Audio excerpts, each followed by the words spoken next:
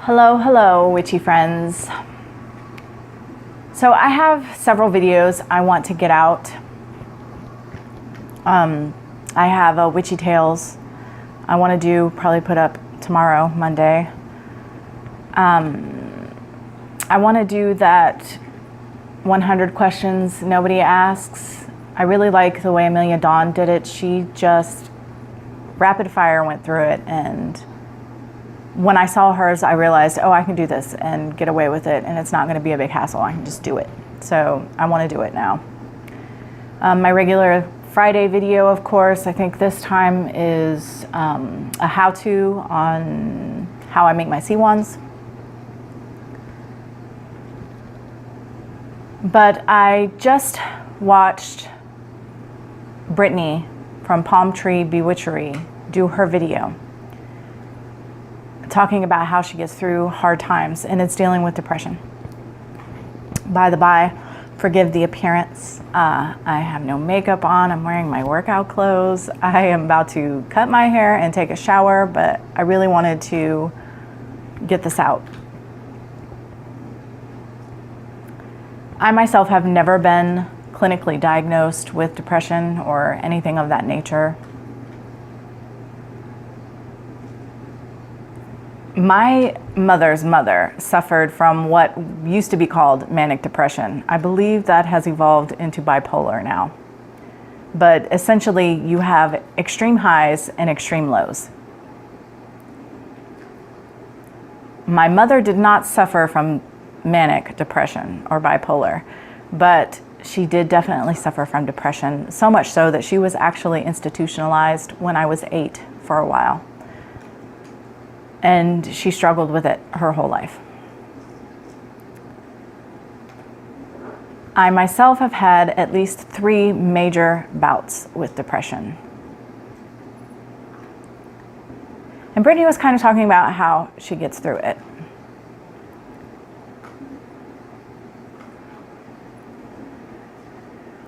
The ways that I got through my major depressions were always other people. Were always people who loved me and supported me. The first time I didn't have my husband or children around because I was only 17 years old and I was living in another country altogether.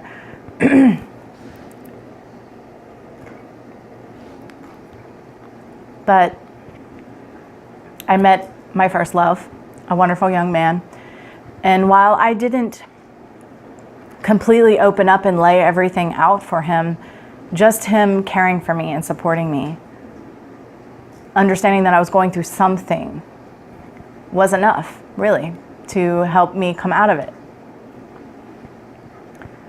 Doing a lot of shadow work ensured that I didn't fall into that particular hole again. The second time was kind of induced by stress. I had a job that required me to work many hours. And I went to work. I got up for work at 3 o'clock in the morning every morning and worked over 70 hours a week, every week. I was a manager. I was in charge. And I did this for about 6 months before I was so sleep deprived. I was going to have an emotional breakdown. I felt myself sliding into that place. You can kind of feel it settling in when it's coming. And so I had to quit that job.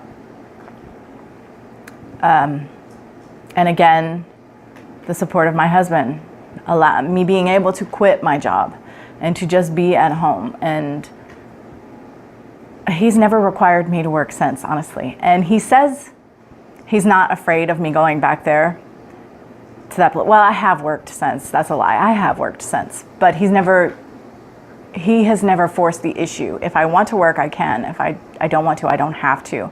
And I always think that there's a little bit of fear that that might happen again. But it was an extreme circumstance. He says that's not the case at all. But who knows? But again, the support of my husband and the love of my children helped get me through that. And again, that probably would not have happened if I were not extremely sleep deprived and felt a lot of pressure and responsibility on my shoulders. Plus, my son was 2 years old, and I remember many nights that he was sick, up all night crying, and I'd get like an hour of sleep if I was lucky, and have to go into work at, open the store at 4 o'clock in the morning and work there all day and then do it all over again. I remember rocking in the bathroom with him, trying to keep him from keeping everybody else awake that had stuff to do, and and crying with him. We're both bawling our eyes out as I'm sitting on the edge of the tub rocking him, because I have to go to work in 2 hours and work all day, and I'm exhausted. And when I say I had 1 day off during that 6 months, 1 day off, worked every day for 6 months that way. So yeah, that was an extreme circumstance. And the third time wasn't as deep of a hole. Like it wasn't, the first time was like a self-harm situation. The second time was like, I'm literally going to lose my mind and need to check myself into an institution if something doesn't change. And the third time was just, I don't want to get out of bed. I just want to lay in bed all the time. And there were a myriad of elements involved in that. My mother's passing.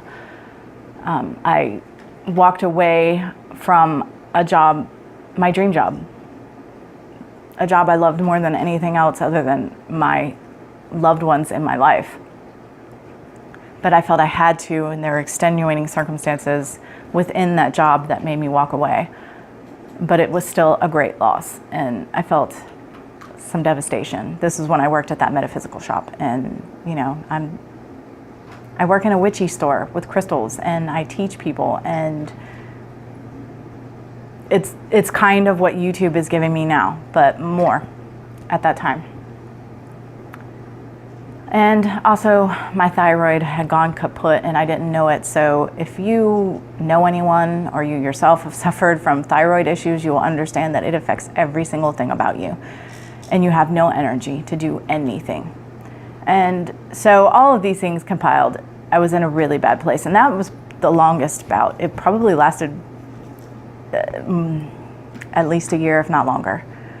And I did make myself get out of bed, and the support and love of my family and my love for them kept me going.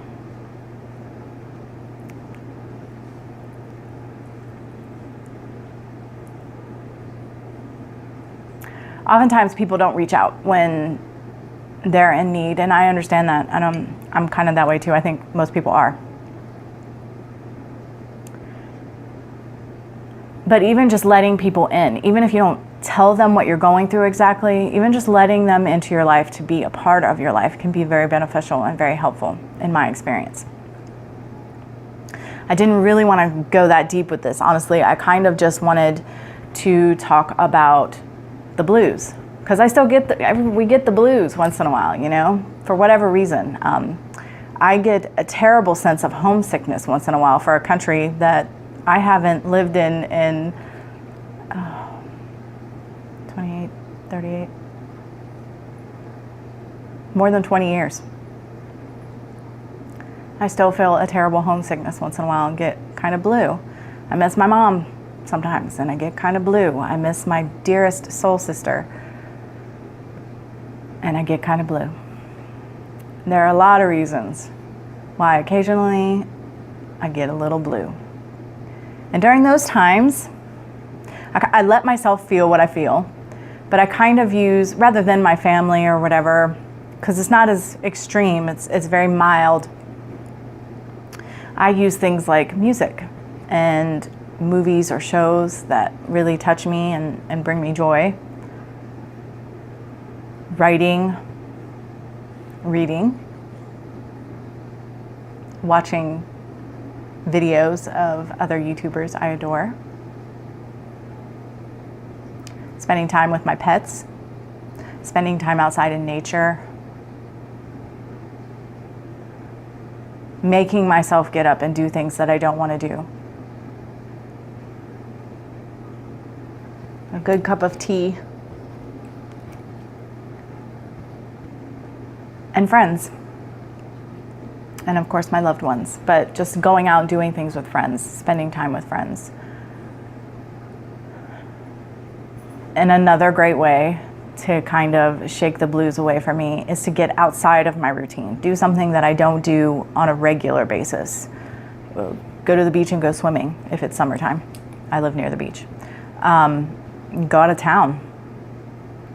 Just something to take me outside of my regular everyday mind frame and help lift my spirits.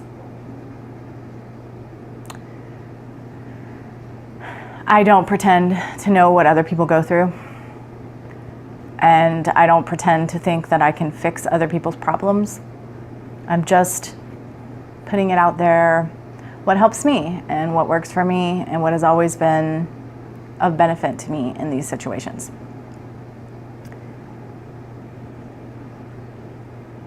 I'm sure I'm not saying anything that anybody hasn't heard before, but I don't know. When I watched Brittany's video, I just felt compelled. So basically that's it.